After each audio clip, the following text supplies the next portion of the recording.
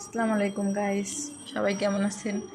আজকে অনেক আশা নিয়ে 300 ফিটে গেলাম ভাইরাল শাকিলা আপার দোকানে হাঁসের মাংস আর চাপড়ি খাওয়ার জন্য।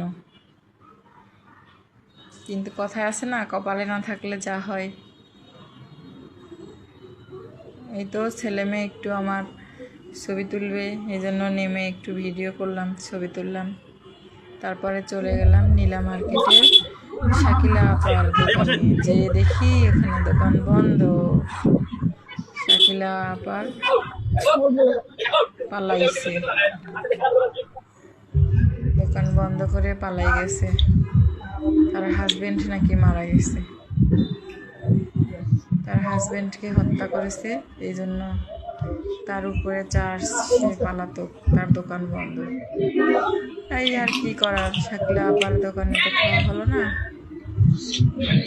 এখন অন্য কোনো দোকানে তো খাইতে হবে, যেহেতু খাওয়ার জন্য গেছি।